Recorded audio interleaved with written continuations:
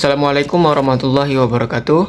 Saya Muhammad Iqbal Cesaria dari kelompok 9, yaitu kelas manajemen Malam 2, dengan dosen pengampu kami yaitu Bapak Yuritanto SMM. Kami mohon izin untuk menjelaskan materi yaitu pada bab 9 yang berjudul proses pemasaran dan perilaku konsumen. Di sini saya bersama rekan saya yaitu Grace Poli, Heni Sapitri, Muhammad Reksan Safik, dan Randy Putra Atmaja. Pertama-tama saya akan menjelaskan apa itu pemasaran. Pemasaran itu adalah aktivitas mempercepat perpindahan barang maupun jasa yang dijual dari produsen atau distributor hingga ke tangan konsumen. Di sini pemasaran mencakup periklanan, penjualan, dan pengiriman produk kepada konsumen atau bisnis lain. Beberapa aktivitas pemasaran itu seringkali dilakukan oleh perusahaan lain.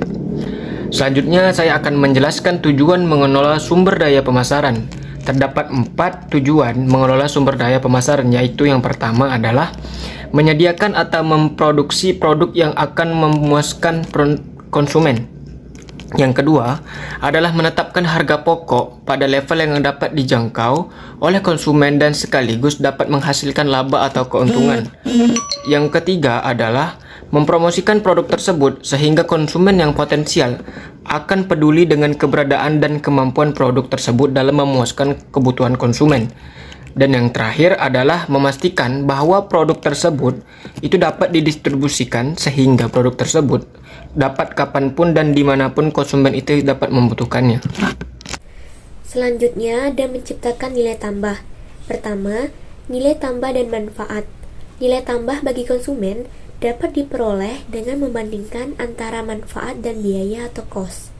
Untuk memuaskan konsumen, perusahaan harus pertama, mengembangkan barang yang lebih bagus dari barang yang telah ada. Kedua, menambah jam buka terutama saat jam-jam sibuk. Ketiga, menawarkan harga yang lebih rendah. Nilai tambah dan manfaat dapat dirumuskan sebagai nilai sama dengan manfaat yang dirasakan dibagi harga. Kedua, nilai tambah dan utilitas 4 macam utilitas, yaitu pertama, utilitas bentuk. Utilitas bentuk diciptakan dengan mengubah masukan menjadi barang jadi sesuai dengan keinginan produsen. Kedua, utilitas waktu. Utilitas waktu diciptakan dengan membuat suatu produk ada atau tersedia ketika pembeli ingin membeli barang tersebut, sehingga perusahaan telah menciptakan utilitas waktu. Ketiga, utilitas tempat. Utilitas tempat diciptakan dengan membuat suatu produk tersedia di lokasi di mana konsumen ingin membelinya. Keempat, utilitas kepemilikan. Utilitas kepemilikan diciptakan dengan memindahkan hak suatu barang dari penjual ke pembeli. Selanjutnya ada pasar dan klasifikasinya. Sebelumnya, apa itu pengertian pasar? Pasar adalah tempat berkumpulnya berbagai pihak untuk memfasilitasi pertukaran barang dan jasa. Secara umum, pasar dapat dibedakan menjadi 2 jenis pasar, yaitu pasar konsumen dan pasar industrial. Pasar konsumen terdiri dari para pembeli yang bermaksud mengkonsumsi atau mengambil manfaat dari produk yang dibelinya dan tidak membeli produk untuk menciptakan laba atau keuntungan. Yang kedua, pasar industrial dikelompokkan menjadi kategori produsen, reseller, pemerintah, dan institusional. Pasar ini membeli produk yang spesifik untuk digunakan dalam pembuatan produk lain serta dijual kembali untuk operasi sehari-hari. Di sini saya akan melanjutkan penjelasan dari rekan kelompok saya mengenai strategi bauran pemasaran. Bauran pemasaran terdiri dari 4 komponen, yaitu yang pertama ada produk.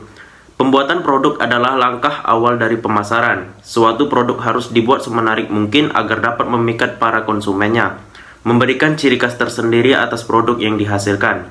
Yang kedua, harga. Harga harus mendukung beberapa biaya yang telah dikeluarkan. Di sisi lainnya, harga juga tidak dapat terlalu tinggi ditawarkan ke konsumennya. Penetapan harga, yaitu pemilihan harga yang paling sesuai merupakan penyimbangan dari kedua aspek tadi. Yang ketiga, tempat. Makna tempat lebih ditujukan pada penyaluran produk kepada konsumen. Perusahaan harus mempertimbangkan kendaraan apa yang sesuai untuk mengantar produk kepada konsumen. Apakah barang tersebut langsung dijual kepada konsumen atau melalui agen, pedagang besar, pedagang kecil, juga apakah perusahaan memerlukan gudang, serta bagaimana cara perusahaan mengontrol persediaan produk di masyarakat. Yang terakhir, promosi. Promosi merujuk pada teknik mengkomunikasikan informasi tentang produk dan juga mencakup periklanan. Selanjutnya ada motif konsumen dalam keputusan pembelian produk. Motif rasional. Dasar dari motif ini adalah yang pertama, adanya kemudahan dalam penggunaan barang yang dibeli. 2. Barangnya tahan lama. 3. Barangnya dapat membantu menambah pendapatan. 4. Barangnya lebih hemat dalam pemakaian. 5. Barangnya murah. Selanjutnya, motif emosional. Dasar dari motif ini adalah 1. Pembeli ingin nampak berbeda dari pembeli lain. 2. Pembeli ingin merasa bangga karena penampilan pribadinya. 3.